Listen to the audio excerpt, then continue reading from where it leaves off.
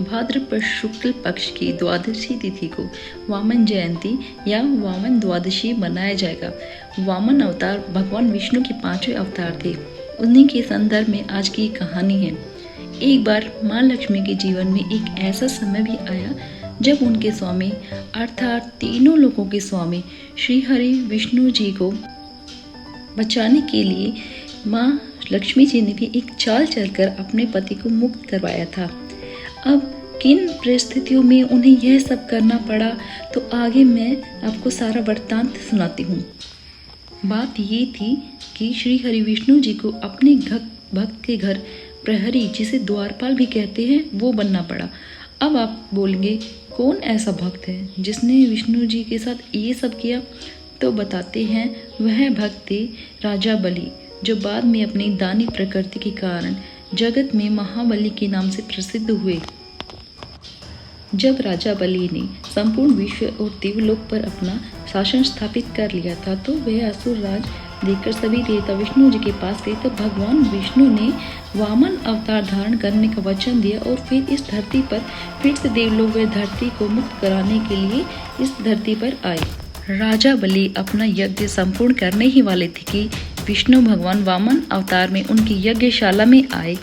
वहां उन्हें देखकर राजा बलि ने ब्राह्मण से कुछ दान लेने के लिए कहा, तो वामन भगवान ने कहा, मुझे सिर्फ 3 पग भूमि ही दान दे दीजिए राजन। वह राजा बलि ने सुनकर हंसा और बोला, हे ब्राह्मण देवता, बस आप इतना ही मांगेंगे। इधर असुरों के गुरु द्रोणाचार्य ने श्री हरि विष्णु भगवान को पहचान लिया था और उन्होंने राजा बलि से कहा कि वो विष्णु को कुछ भी दान ना करे, ये स्वयं साक्षात विष्णु भगवान है।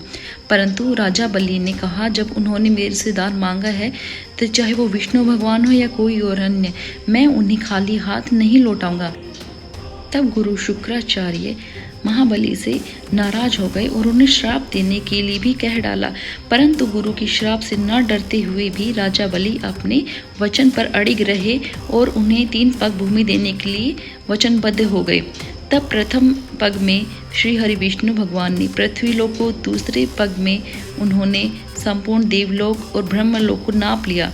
अब उनके पास तीसरे पग के लिए कुछ बचा ही ना था। तो राजा बलि ने कहा कि मैं अपने वचन से पीछे नहीं हटूंगा, आप ये तीसरा पग मेरे सर पर रख दीजिए।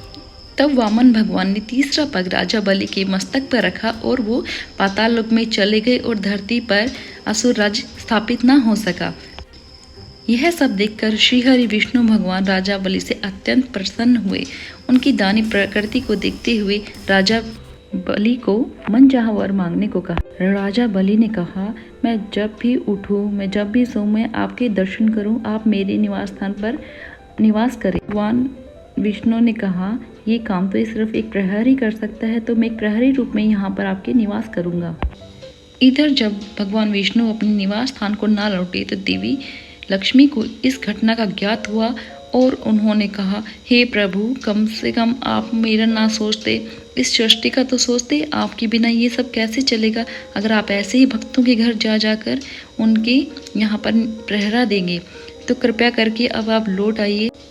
परंतु विष्णु भगवान ने तो अपने भक्त को वचन दे दिया था, वो कैसे टाल सकते थे।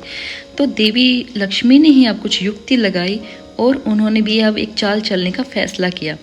अब उन्होंने एक सुंदर स्त्री का रूप धारण किया और वो चल पड़ी पाताल लोक में राजा बलि के पास।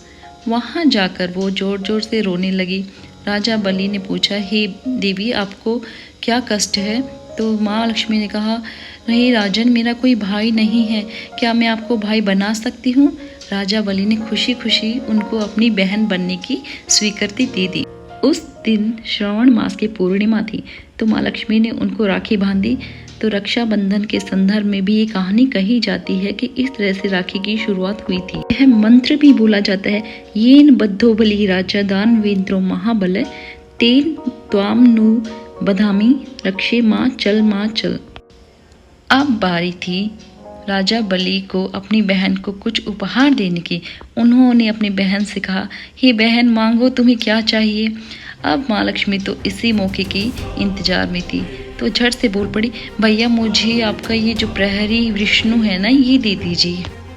यह सुनकर राजा बलि चौंक पड़े और कहा, नहीं नहीं बहन, ये प्रहरी द्वारपाल तो मुझे अपने प्राणों से अधिक प्रिय है, ये तुम्हें मैं दे दूंगा, मैं तो मर ही जाऊंगा। तब माँ लक्ष्मी ने उन्हें अपना असल स्वरूप दिखाया और कहा, भैया ये द्वारपाल ही मेरे पति हैं, मैं इनकी पत्नी माँ लक्ष्मी हूँ, तो कृपया करके आप मुझे अब अपने पति लौटा दीजिए, एक बहन आपसे यही मांगती है।